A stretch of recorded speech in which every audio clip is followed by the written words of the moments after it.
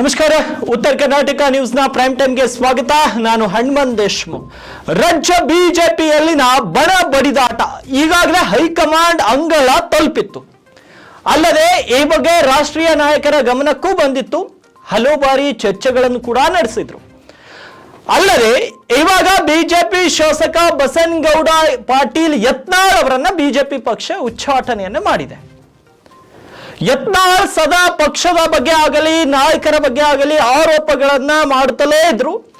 ಅದರಲ್ಲಿ ವಿಶೇಷವಾಗಿ ಬಿಜೆಪಿ ರಾಜ್ಯಾಧ್ಯಕ್ಷ BY ವಿಜೇಂದ್ರ ವಿರುದ್ಧ ಆಕ್ರೋಶ ಹೊರಹಾಕುತ್ತಲೇ ಇದ್ರು. ಇದೀಗ ಬಸನಗೌಡ ಪಾಟೀಲ್ ಅವರನ್ನ ಬಿಜೆಪಿ ಕೇಂದ್ರ ಶಿಸ್ತು ಸಮಿತಿ 6 ವರ್ಷಗಳ ಕಾಲ ಉಚ್ಚಾಟನೆ ಮಾಡಿ ಆದೇಶವನ್ನು ಹೊರಡಿಸಿದೆ. ವಿಜಯಪುರ ಬಿಜೆಪಿ ಶಾಸಕರಾಗಿದ್ದ ಬಸನಗೌಡ ಪಾಟೀಲ್ ಯತ್ನಾಳ್ ಬಿಜೆಪಿ ಅಧಿಕಾರ ಹಂಚಿಕೆ ಬಗ್ಗೆ ಬಿಜೆಪಿ ರಾಜ್ಯಾಧ್ಯಕ್ಷ BY ವಿಜೇಂದ್ರ ಹಾಗೂ ಮಾಜಿ CM ಯಡಿಯೂರಪ್ಪ ಬಗ್ಗೆ ಬಹಿರಂಗವಾಗಿಯೇ ಆರೋಪಗಳನ್ನ ಮಾಡ್ತಾ ಇದ್ರು. ಕಳೆದ ಕೆಲವು ತಿಂಗಳುಗಳಿಂದ ಬಿಜೆಪಿ ಬಣ ಬಡಿದಾಟ ನಡೆಯುತ್ತಲೇ ಇತ್ತು. ಇದೀಗ ಯತ್ನಾಳ್ ಅವರನ್ನ ಉಚ್ಚಾಟನೆ ಮಾಡುವ ಮೂಲಕ ಯತ್ನಾಳ್ ಏನು ಬಣ ಬಡಿದಾಟಕ್ಕೆ ಕೊನೆಗೂ ಬಿಜೆಪಿ ಹೈಕಮಾಂಡ್ ಬ್ರೇಕ್ ಹಾಕಿದೆ ಅಂತ ಹೇಳಬಹುದು. ಬಿಜೆಪಿ ಹಿಂದುತ್ವದ ಪರವಾದ ನಿಲುವು ಹೊಂದಿರುವ ಪಾರ್ಟಿ. ಆ ಕಾರಣಕ್ಕಾಗಿಯೇ ಶಾಸಕ ಬಸನಗೌಡ ಪಾಟೀಲ್ ಯತ್ನಾಳ್ ಅವರು ಪದೇ ಪದೇ ನಮ್ದು ಹಿಂದುತ್ವ ಆಧಾರಿತ ಪಕ್ಷ, ಕುಟುಂಬ ರಾಜಕಾರಣದ ವಿರುದ್ಧ, ಭ್ರಷ್ಟಾಚಾರದ ವಿರುದ್ಧ ನಮ್ಮ ಹೋರಾಟ ಅಂತ ಹೇಳ್ತಾ ಪದೇ ಪದೇ ಪದೇ BS ಯಡಿಯೂರಪ್ಪ ಹಾಗೂ ವಿಜೇಂದ್ರ ವಿರುದ್ಧ ಕಿಡಿಕಾರುತ್ತಲೇ ಬಂದಿದ್ರು. ಇದೀಗ ಅವರನ್ನ ಬಿಜೆಪಿ ಹೈಕಮಾಂಡ್ ಬರೋಬ್ಬರಿ 6 ವರ್ಷಗಳ ಕಾಲ ಪಾರ್ಟಿಯಿಂದ ಉಚ್ಚಾಟನೆ ಮಾಡಿದೆ.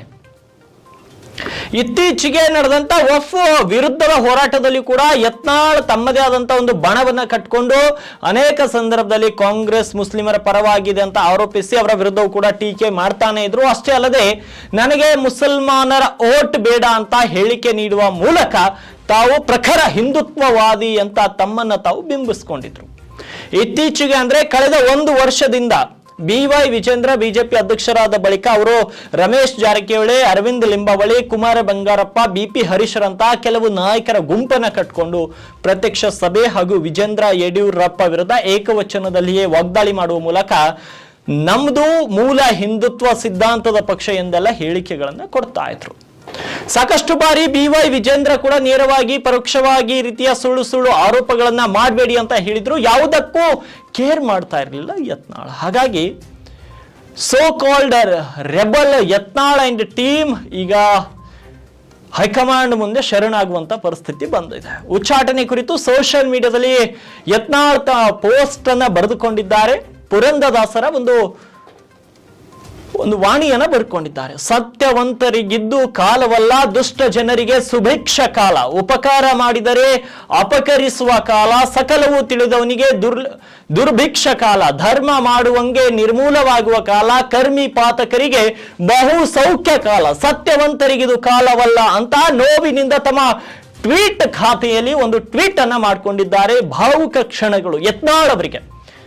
ಸತ್ಯವಂತರಿಗೆ ಕಾಲವಲ್ಲ ಇದು, ಸತ್ಯವಂತರ ಕಾಲವಲ್ಲ, ದುಷ್ಟ ಜನರಿಗೆ ಸುಭಿಕ್ಷ ಕಾಲವಿದು, ಉಪಕಾರ ಮಾಡಿದರೆ ಅಪಕರಿಸುವ ಕಾಲವಿದು, ಸಕಲವು ತಿಳಿದವನಿಗೆ ದುರ್ಭಿಕ್ಷ ಕಾಲವಿದು, ಧರ್ಮ ಮಾಡುವಂಗೆ ನಿರ್ಮೂಲವಾಗುವ ಕಾಲವಿದು, ಕರ್ಮಿ ಪಾತಕರಿಗೆ ಬಹು ಸೌಖ್ಯ ಕಾಲವಿದು, ಸತ್ಯವಂತರಿಗಿದು ಕಾಲವಲ್ಲ ಅಂತ ಭಾವುಕದ ಟ್ವೀಟ್ ಅನ್ನ ಮಾಡಿದ್ದಾರೆ. ಇನ್ನು ಮುಂದುವರೆದು ಹೇಳ್ತಾರೆ, ವಂಶ ಪಾರಂಪರ್ಯ, ರಾಜಕೀಯ ಭ್ರಷ್ಟಾಚಾರ ಮತ್ತು ಪಕ್ಷದೊಳಗಿನ ಸುಧಾರಣೆಗಳ ವಿರುದ್ಧ ಮಾತನಾಡಿದ್ದಕ್ಕೆ ಏಕ ವ್ಯಕ್ತಿ ದಬ್ಬಾಳಿಕೆಯನ್ನ ತೆಗೆದುಹಾಕಿ ಮತ್ತು ಉತ್ತರ ಕರ್ನಾಟಕ ಅಭಿವೃದ್ಧಿಪಡಿಸಲು ವಿನಂತಿಸಿದ್ದಕ್ಕಾಗಿ ಪಕ್ಷವು ನನ್ನನ್ನ 6 ವರ್ಷಗಳ ಕಾಲ ಪಕ್ಷದಿಂದ ಹೊರಹಾಕಿದೆ. ಕೆಲವು ಸ್ಥಾಪಿತ ಹಿತಾಸಕ್ತಿಗಳು ತಮ್ಮ ಕಾರ್ಯಸೂಚಿಯನ್ನ ಯಶಸ್ವಿಯಾಗಿ ಮುಂದುವರಿಸಲಿ ತಮ್ಮ ಪಾತ್ರವನ್ನ ವಹಿಸಿವೆ ಅಂತ ಅವರು ಕೂಡ ತಮ್ಮ ಟ್ವಿಟರ್ ಖಾತೆಯಲ್ಲಿ ಬರ್ಕೊಂಡಿದ್ದಾರೆ. ಇನ್ನು ವಿಜೇಂದ್ರ ಕೂಡ ಈ ಒಂದು ಘಟನೆ ಕುರಿತು ಅವರು ಕೂಡ ಟ್ವೀಟ್ ಮಾಡಿ ಹೇಳಿದ್ದಾರೆ, ಭಾರತೀಯ ಜನತಾ ಪಾರ್ಟಿ ಲಕ್ಷಾಂತರ ಕಾರ್ಯಕರ್ತರನ್ನ ಹೊಂದುವ ಮೂಲಕ ವಿಶ್ವದಲ್ಲಿ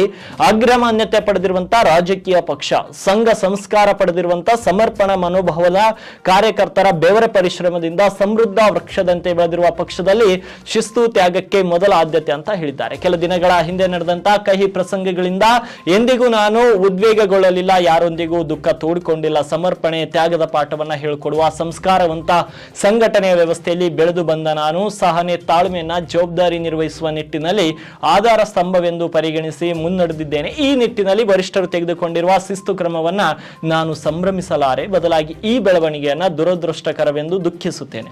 ವಿಶ್ವಾಸ ರಾಜಕಾರಣವನ್ನ ಎಲ್ಲರೊಡಗೂಡಿ ಮುಂದುವರಿಸಿ ಪಕ್ಷ ಸಂಘಟನೆಗೆ ಕಟ್ಟ ಕಡೆಯ ಕಾರ್ಯಕರ್ತರನ್ನ ಆಣಿಗೊಳಿಸುವ ನಿಟ್ಟಿನಲ್ಲಿ ಮುನ್ನಡೆಯಲಿದ್ದೇನೆ. ಭವಿಷ್ಯದಲ್ಲಿ ನಾನು ನಡೆಯುವ ಹಾದಿಯಲ್ಲಿ ಎಲ್ಲಾದರೂ ಎಡವಿದ್ರೆ ಅದನ್ನ ತಿದ್ದಿ ತೀಡುವ ಅಧಿಕಾರ ಪಕ್ಷದ ಹಿರಿಯರೆಲ್ಲರಿಗೂ ಇದೆ ಅಂತ BY ವಿಜೇಂದ್ರ ಕೂಡ ಅವರು ತಮ್ಮ ಟ್ವಿಟರ್ ಖಾತೆಯಲ್ಲಿ ಬರೆದುಕೊಂಡಿದ್ದಾರೆ. ಇನ್ನು ಸಾಕಷ್ಟು ಬರೆದಿದ್ದಾರೆ, ಇನ್ನೂ ಒಂದು 2-3 ಪ್ಯಾರಷ್ಟು ಬರೆದಿದ್ದಾರೆ. ಅವೆಲ್ಲವನ್ನ ಹೇಳ್ಕೊಂಡು ಹೋದ್ರೆ ಇವತ್ತು ಮುಂಜಾನೆ ಆಗುತ್ತೆ ಯತ್ನಾಳು ವಿಜೇಂದ್ರ ಏನ್ ಬರೆದ್ರು, ಯಡಿಯೂರಪ್ಪ ಏನ್ ಬರೆದ್ರು ಅಂತ. ಆದ್ರೆ ನಾವು ಟೋಟಲ್ ಆಗಿ ಮ್ಯಾಟ್ರಿಗೆ ಬರಬೇಕಾದ್ರೆ ಯತ್ನಾಳ್ ಉಚ್ಚಾಟನೆಯನ್ನ ಒಂದು ಬಿಜೆಪಿ ನಾಯಕರು ಕೆಲವೊಬ್ರು ಸಮರ್ಥನೆಯನ್ನು ಮಾಡ್ಕೊಳ್ಬಹುದು, ಇನ್ನು ಕೆಲವರು ಮಾಡ್ಕೊಳ್ಳದೆ ಇರಬಹುದು. ಆದರೆ ಹೈಕಮಾಂಡ್ಗೆ ಹೆದರಿ ಎಲ್ಲರೂ ಮಾಡಿಕೊಳ್ಳಲೇಬೇಕಾಗತ್ತೆ. ಆದರೆ ಯತ್ನಾಳ್ ಒಬ್ಬ ಪ್ರಖರ ವಾಗ್ಮಿ, ಒಬ್ಬ ಪ್ರಖರ ಹಿಂದುತ್ವವಾದಿ, ಒಬ್ಬ ಸ್ಟ್ರಾಂಗ್ ಲೀಡರ್, ಒಬ್ಬ ರೆಬಲ್ ಲೀಡರ್, ಉತ್ತರ ಕರ್ನಾಟಕದ ಬಗ್ಗೆ ಹೋರಾಡುವಂತಹ, ಉತ್ತರ ಕರ್ನಾಟಕದ ಬಗ್ಗೆ ಅತೀವ ಕಾಳಜಿ ಹೊಂದಿರುವಂತಹ, ಉತ್ತರ ಕರ್ನಾಟಕದ ಜನರ ಧ್ವನಿಯನ್ನ ಸದನದಲ್ಲಿ ಘರ್ಜಿಸಿದಂತಹ, ಉತ್ತರ ಕರ್ನಾಟಕದ ನಾಡಿ ಮಿಡಿತ ತಿಳಿದಂತಹ ನಾಯಕ ಬಸನಗೌಡ ಪಾಟೀಲ್ ಯತ್ನಾಳ್. ಇದರಲ್ಲಿ ನೋ ಡೌಟ್, ಇದರಲ್ಲಿ ಯಾವುದೇ ಮಾತಿಲ್ಲ. ಯತ್ನಾಳ್ ಒಬ್ಬ ಪ್ರಖರ ಹಿಂದುತ್ವವಾದಿ. ಯಾಕೆ ಹೇಳ್ತೀನಿ ಕೇಳಿ. ಒಂದು ಸಂದರ್ಭದಲ್ಲಿ ಯತ್ನಾಳ್ ಹೇಳ್ತಾರೆ, ನನಗೆ ಮುಸ್ಲಿಮರ ಓಟ್ಗಳೇ ಬೇಡ. ಈ ಒಂದು ಮಾತು ಹೇಳಕ್ಕೂ ಕೂಡ ತನ್ನ ಎದೆ ಗಟ್ಟಿಗಿರ್ಬೇಕಾಗುತ್ತೆ. ಸುಮ್ಮನೆ ಅವ್ರಿವ್ರಿಗೆಲ್ಲ ಈ ಮಾತು ಹೇಳೋಕ್ಕಾಗಲ್ಲ. ನಾನು ಚಾಲೆಂಜ್ ಮಾಡಿ ಹೇಳ್ತೀನಿ, ಯಾವುದೇ ಒಬ್ಬ ಬಿಜೆಪಿ ನಾಯಕ ಈ ಮಾತನ್ನ ಹೇಳಲಿಕ್ಕೆ ಧೈರ್ಯ ಮಾಡುವುದಿಲ್ಲ ಮತ್ತು ಹೇಳಿ ತಾನು ರಾಜಕೀಯ ಮಾಡುವುದಕ್ಕೂ ಆಗಲ್ಲ. ಆದ್ರೆ ಯತ್ನಾಳ್ ಎಂಥ ಪ್ರಖರ ಹಿಂದುತ್ವವಾದಿ ಅಂದ್ರೆ ಮುಸ್ಲಿಮರ ಓಟ್ಗಳೇ ನನಗೆ ಬೇಡ ಅಂತ ಹೇಳಿರುವಂತಹ ಕಟ್ಟರ್ ಹಿಂದುತ್ವವಾದಿ. ಅದರಲ್ಲಿ ಬೇರೆ ಮಾತೇ ಇಲ್ಲ. ಆದರೆ ಪಕ್ಷದ ಹಿತಾದೃಷ್ಟಿ, ಪಕ್ಷದಲ್ಲಿನ ಶಿಸ್ತು ಸಂಯಮ, ಪಕ್ಷದಲ್ಲಿನ ಶಿಸ್ತು, ಅವರ ಒಂದು ಏನು ಪ್ರೋಟೋಕಾಲ್ ಇರುತ್ತೆ, ಅವರ ಒಂದು ಗಡಿ ಇರುತ್ತೆ. ಆ ಗಡಿಯನ್ನು ದಾಟಿ ಹೋದ್ಮೇಲೆ ಯಾರಿಗಾದ್ರೂ ಶಿಕ್ಷೆ ಆಗುತ್ತೆ. ಆದ್ರೆ ನಾನು ಒಂದು ಮಾತನ್ನ, ಒಂದು ಹಳೆ ಗಾದೆ ಇತ್ತು, ಉಳಿದವರು ಊರಲ್ಲಿರಲ್ಲ, ಮೆರೆದವರು ಸ್ಮಶಾನದಲ್ಲಿರಲ್ಲ ಅಂತ. ಈಗ ಅದಕ್ಕೆ ಇನ್ನೊಂದು ಆ್ಯಡ್ ಮಾಡಬೇಕು. ಏನು ಮಾಡಬೇಕು? ಉಳಿದವರು ಊರಲ್ಲಿರಲ್ಲ, ಮೆರೆದವರು ಸ್ಮಶಾನದಲ್ಲಿರಲ್ಲ. ಬಿಜೆಪಿಯಲ್ಲಿ ಯಡಿಯೂರಪ್ಪನಿಗೆ ಎದುರು ಹಾಕೊಂಡವರು ಬಿಜೆಪಿಯಲ್ಲಿ ಇರಲ್ಲ. ಇದಂತೂ ಸ್ಪಷ್ಟ. ಯಡಿಯೂರಪ್ಪ ಅವ್ರನ್ನ ಯಾರು ಬಿಜೆಪಿಯಲ್ಲಿ ಇದ್ದ ನಾಯಕರು ಯಾರು ಎದುರು ಹಾಕೊಂತಾರೋ ಅವ್ರು ಬಿಜೆಪಿಯಲ್ಲಿ ಇರಲ್ಲ. ಈಗ ಅದೇ ಇವಾಗ ಟ್ರೆಂಡ್ ಅಲ್ಲಿ ಬರೋದು. ಯಾಕಂದ್ರೆ ಸದ್ಯದ ಪರಿಸ್ಥಿತಿಗಳನ್ನ ನೋಡಿದ್ರೆ ಹಂಗೆ ಅನಿಸ್ತಾ ಇದೆ. ಆದ್ರೆ ಉತ್ತರ ಕರ್ನಾಟಕ ಭಾಗದ ರಾಜಕಾರಣಿಗಳನ್ನ ಕಾಂಗ್ರೆಸ್, ಬಿಜೆಪಿ ಮತ್ತು ಜೆಡಿಎಸ್ ಅಂತೂ ಲೆಕ್ಕಕ್ಕಿಲ್ಲ. ಉತ್ತರ ಕರ್ನಾಟಕದ ಬಗ್ಗೆ ಅವ್ರಿಗೆ ಚಿಂತನೆ ಇಲ್ಲ. ಜೆಡಿಎಸ್ ಅಂತೂ ನಾವು ಲೆಕ್ಕಕ್ಕೆ ಹಿಡಿಬಾರ್ದು. ಬಿಜೆಪಿ ಮತ್ತು ಕಾಂಗ್ರೆಸ್ ಇವು ಎರಡೂ ಪಕ್ಷಗಳು ಸದಾ ಉತ್ತರ ಕರ್ನಾಟಕ ಭಾಗದ ರಾಜಕಾರಣಿಗಳನ್ನ ತುಳಿಯುವಂತಹ ಪ್ರಯತ್ನದಲ್ಲಿ ನಿರತರಾಗಿಯೇ ಇರ್ತಾರೆ.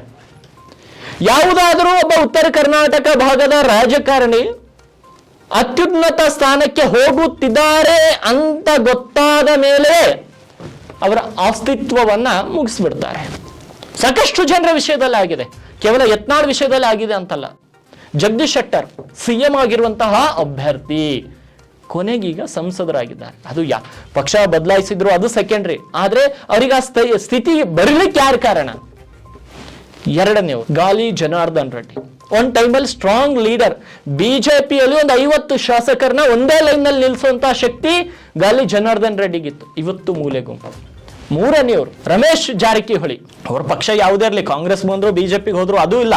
ಆದ್ರೆ ನಮ್ಮ ಭಾಗದ ಏನು ಉತ್ತರ ಕರ್ನಾಟಕ ಭಾಗದ ಲೀಡರ್ ಅವರು ರಮೇಶ್ ಜಾರಕಿಹೊಳಿಯನ್ನ CD ಕೇಸಲ್ಲಿ ಸಿಕ್ಕಾಕ್ಸಿ ಇವತ್ತು ಅವರನ್ನು ಕೂಡ ಮೂಲೆ ಗುಂಪು ಮಾಡಿದ್ರು. ಏನೋ ನಾಲ್ಕನೆಯವರು ಬಿ ಶ್ರೀರಾಮುಲು. ಎಲ್ಲಿದ್ದಾರೆ ಇವತ್ತು ಶ್ರೀರಾಮುಲು? ಯಾವ ಸ್ಥಾನಮಾನದಲ್ಲಿದ್ದಾರೆ? ಬಿ ಶ್ರೀರಾಮುಲು ಅನ್ನ ಕೂಡ ಉತ್ತರ ಕರ್ನಾಟಕ ಭಾಗದ ಒಬ್ಬ ಅತ್ಯುನ್ನತ ನಾಯಕ ಅಂತ ಈ ಭಾಗದ ಜನರು ಅವ್ರನ್ನ ಅಕ್ಸೆಪ್ಟ್ ಮಾಡಿದ್ರು. ಆದ್ರೆ ಇವತ್ತು ಅವರ ಪರಿಸ್ಥಿತಿ ಏನಿದೆ ಅಷ್ಟೇ ಯಾಕೆ ಹೇಳ್ತೀರಿ? ಬಾಬುರಾವ್ ಚಿಂಚನ್ಸೂರ್ ಅವರ ಪರಿಸ್ಥಿತಿ ಏನು? ಹೀಗೆ ಸಾಲು ಸಾಲು ಉತ್ತರ ಕರ್ನಾಟಕ ಭಾಗದ ನಾಯಕರನ್ನ ತುಳಿಯುವಂತಹ ಕೆಲಸ ಬಿಜೆಪಿ ಮತ್ತು ಕಾಂಗ್ರೆಸ್ ಹೈಕಮಾಂಡ್ಗಳು ಮಾಡ್ತಾ ಇದೆ. ಈ ಭಾಗದ ಯುವಕರು ಗಮನಿಸಬೇಕು, ಯಾಕೆ ಈ ಭಾಗದ ನಾಯಕರ ಜೊತೆ ಈ ರೀತಿ ಆಗ್ತಾ ಇದೆ ಅನ್ನೋದು. ಇವತ್ತು ನಮ್ಮ ಉತ್ತರ ಕರ್ನಾಟಕ ಭಾಗದ ಬಹುತೇಕ ಯುವಕರು ಬರೀ IPL ನಲ್ಲಿ ಇಲ್ಲಾಂದ್ರೆ ವಿಮಲ್ RMD ಆಡ್ಗಳನ್ನ ನೋಡೋದ್ರಲ್ಲಿ ಬ್ಯುಸಿ ಆಗಿದ್ದಾರೆ ಹೊರತು ಈ ಒಂದು ಉತ್ತರ ಕರ್ನಾಟಕ ಭಾಗದ ಅಭಿವೃದ್ಧಿಯ ಕುರಿತು ಯಾರು ಕೂಡ ಚರ್ಚೆ ಮಾಡ್ತಾ ಇಲ್ಲ. ಕೇವಲ ರಾಜಕೀಯ ವಿಷಯವನ್ನ ಚರ್ಚೆ ಮಾಡುವುದಷ್ಟೇ ಅಲ್ಲ, ಈ ಭಾಗದ ಶೈಕ್ಷಣಿಕವಾಗಿ ನಾವು ಎಷ್ಟು ಹಿಂದುಳಿದಿದ್ದೇವೆ, ಆರ್ಥಿಕತೆಯಲ್ಲಿ ನಮ್ಮ ತಲಾ ಆದಾಯ ಏನಿದೆ, ಇವುಗಳ ಬಗ್ಗೆ ಕೂಡ ಯೋಚನೆ ಮಾಡಿ. ಬರೀ RCB ಅಂದ್ರೆ ಉತ್ತರ ಕರ್ನಾಟಕ ಉದ್ಧಾರ ಆಗಲ್ಲ. ವಿಮಲ್ಗಳ ಜಾಹೀರಾತುಗಳನ್ನ ನೋಡಿದ್ರೆ ಉತ್ತರ ಕರ್ನಾಟಕ ಉದ್ಧಾರ ಆಗಲ್ಲ. ಉತ್ತರ ಕರ್ನಾಟಕ ಉದ್ಧಾರ ಆಗಬೇಕಾದ್ರೆ ಯುವಕರು ಆಕ್ಟಿವ್ ಪೊಲಿಟಿಕ್ಸ್ಗೆ ಬರಬೇಕು, ಆವಾಗ ಮಾತ್ರ ಒಂದು ಲೆಕ್ಕಕ್ಕೆ ಉತ್ತರ ಕರ್ನಾಟಕ ಉದ್ಧಾರ ಆಗುತ್ತೆ. ಇವತ್ತು ಸದನದಲ್ಲಿ ಉತ್ತರ ಕರ್ನಾಟಕದ ಬಗ್ಗೆ ಯಾರಾದ್ರೂ ಧ್ವನಿ ಎತ್ತುತ್ತಿದ್ದರು ಅಂದ್ರೆ ಶರಣಗೌಡ, ಕಂದಕೂರು, ಬಸನಗೌಡ ಪಾಟೀಲ್, ಯತ್ನಾಳ್ ಅವ್ರನ್ನ ಬಿಟ್ಟರೆ ಈ ಸದನದಲ್ಲಿ ಯಾರು ಕೂಡ ಉತ್ತರ ಕರ್ನಾಟಕದ ಬಗ್ಗೆ ಧ್ವನಿ ಎತ್ತಲೇ ಇಲ್ಲ. ಆದ್ರೆ ಇವತ್ತು ಯತ್ನಾಳ್ ಅವರನ್ನ ಬಿಜೆಪಿ ಪಕ್ಷ ಉಚ್ಚಾಟನೆ ಮಾಡಿದೆ. ಅವರು ತಮ್ಮ ಟ್ವೀಟ್ ಅಲ್ಲಿ ಹೇಳ್ತಾರೆ, ಹಿಂದುತ್ವವಾದ ಮತ್ತು ಉತ್ತರ ಕರ್ನಾಟಕದ ಬಗ್ಗೆ ಧ್ವನಿ ಎತ್ತಿದ್ದೇನೆ, ಮುಂದೆಯೂ ಕೂಡ ಧ್ವನಿ ಎತ್ತುತ್ತೇನೆ, ಅದಕ್ಕಾಗಿ ಈ ರೀತಿ ಆಗಿದೆ ಅಂತ ಹೇಳಿದ್ರು. ಆದ್ರೆ ಉತ್ತರ ಕರ್ನಾಟಕದ ಎಲ್ಲ ರಾಜಕಾರಣಿಗಳು ಅರ್ಥ ಮಾಡ್ಕೊಳ್ಬೇಕು, ನೀವು ಬೆಳಿಬೇಕಾದ್ರೆ ನೀವು ಎಲ್ಲರನ್ನ ಗೌರವಿಸಬೇಕು ಮತ್ತು ಎಲ್ಲರೂ ನಿಮ್ಮನ್ನ ತುಳಿಲಿಕ್ಕೆ ಬಂದಾಗ ನೀವು ಅವರನ್ನ ಎದುರಿಸಿದಾಗ ಮಾತ್ರ ಉತ್ತರ ಕರ್ನಾಟಕದ ಭಾಗದ ರಾಜಕಾರಣಿಗಳು CM ಆಗ್ತಾರೆ, ಮುಂದೆ ಒಳ್ಳೊಳ್ಳೆ ಹುದ್ದೆಗಳನ್ನ ಹೊಂದ್ತಾರೆ. ನೋಡಿ, ಈ ರಾಜ್ಯದ ದುರಾದೃಷ್ಟ ಹೆಂಗಾಗಿದೆ ಅಂದ್ರೆ CM Siddaramaiah, DCM DK Shivakumar ಇಬ್ರು ಕೂಡ ಒಂದೇ ಕಡೆಯವರು, ಅದೇ ಬೆಂಗಳೂರು ಮೈಸೂರು. ಇವ್ರಿಗೆ ಇಡೀ ಕರ್ನಾಟಕವನ್ನ ಬೆಂಗಳೂರು ಮೈಸೂರಲ್ಲೇ ನೋಡ್ಬೇಕಾದಂತ ಪರಿಸ್ಥಿತಿ ಬಂದಿದೆ. ಯಾಕ್ರಿ ಒಬ್ಬ ಉತ್ತರ ಕರ್ನಾಟಕ ಭಾಗದ ಒಬ್ಬ ನಾಯಕನಿಗೆ ಯಾಕೆ DCM ಪಟ್ಟ ಕೊಡಲ್ಲ? ಆ ಭಾಗದವರು CM ಆಗಿದ್ದಾಗ ಈ ಭಾಗದವರಿಗೆ DCM ಪಟ್ಟ ಕೊಡ್ಬೇಕು, ಯಾಕ್ರಿ ಕೊಡಲ್ಲ? ಯಾಕಂದ್ರೆ ಉತ್ತರ ಕರ್ನಾಟಕದವ್ರು ಯಾರು ಕೇಳಲ್ಲ ರೀ, ಇಲ್ಲ ಯಾರು ಕೇಳ್ತಾರೆ ಅವ್ರನ್ನ ತುಳ್ಕೊಂತ ಹೋಗೋದು. ಅದಕ್ಕಾಗಿ ಅರ್ಥ ಮಾಡ್ಕೋಬೇಕು, ಉತ್ತರ ಕರ್ನಾಟಕ ಭಾಗದ ರಾಜಕಾರಣಿಗಳು ಎಚ್ಚೆತ್ತುಕೊಳ್ಳಬೇಕು. ಕಾಂಗ್ರೆಸ್ ಬಿಜೆಪಿಗರಿಗೆ ಇದೊಂದು ಖಡಕ್ ಸಂದೇಶ. ನೀವು ಎಚ್ಚೆತ್ತುಕೊಳ್ಳದೆ ಹೋದರೆ ನಿಮ್ಮನ್ನ ಆಯ್ಕೆ ಮಾಡಿದಂತ ಜನರು ಇನ್ನೂ ಇದೇ ರೀತಿಯ ಕಷ್ಟ, ನೋವು, ನಲಿವುಗಳನ್ನ ಅನುಭವಿಸಬೇಕಾಗುತ್ತೆ. ಅದಕ್ಕಾಗಿ ಎಲ್ಲ ರಾಜಕಾರಣಿಗಳು ಎಚ್ಚೆತ್ತುಕೊಳ್ಬೇಕು. ಆದ್ರೆ ಯತ್ನಾಳ್ ಏನು ಕಳೆದ ಒಂದು 6 ತಿಂಗಳ ಅವರ ಒಂದು ಹಿಸ್ಟ್ರಿ ತೆಗೆದಾಗ ಅವರು ಬಹಳಷ್ಟು ತಪ್ಪುಗಳನ್ನ ಮಾಡಿದ್ರು. ಬಸವಣ್ಣನವರ ಕುರಿತು ಕೂಡ ಅವಹೇಳನವಾಗಿ ಮಾತನಾಡಿದ್ರು ಬೀದರ್ನಲ್ಲಿ. ಹಾಗೆ ಹೇಳ್ತಾರೆ, ಬಸವಣ್ಣನವರು ಕೊನೆಗೆ ಹೊಳೆಗಾರಿದ್ರು ಏನೋ ಒಂದು ಮಾತನ್ನ ಹೇಳ್ತಾರೆ. ಆವಾಗ ಅವರ ಪರಿಸ್ಥಿತಿ ಏನಿತ್ತೋ ನನಗಂತೂ ಗೊತ್ತಿಲ್ಲ. ಆದ್ರೆ ಇವತ್ತು ನಿಮ್ಮನ್ನೇ ಬಿಜೆಪಿ ಪಕ್ಷ ಹೊರಗೆ ಹಾಕಿದೆ. ಈಗ ನಿಮ್ಮ ಪರಿಸ್ಥಿತಿ ಏನು? ಯತ್ನಾಳ್ ಹಾಗಿದ್ರೆ ಈಗ ನಿಮ್ಮ ಪರಿಸ್ಥಿತಿ ಏನು? ಬಸವಣ್ಣನವರು 12ನೇ ಶತಮಾನದಲ್ಲಿ ಹೊಳೆಗೆ ಹಾರಿದ್ರು ಅಂತ ಹೇಳಿಕೆಗಳನ್ನ ಕೊಟ್ಟಿದ್ರಿ, ನಾಚಿಕೆಗೇಡಿನ ಹೇಳಿಕೆ ಅದು.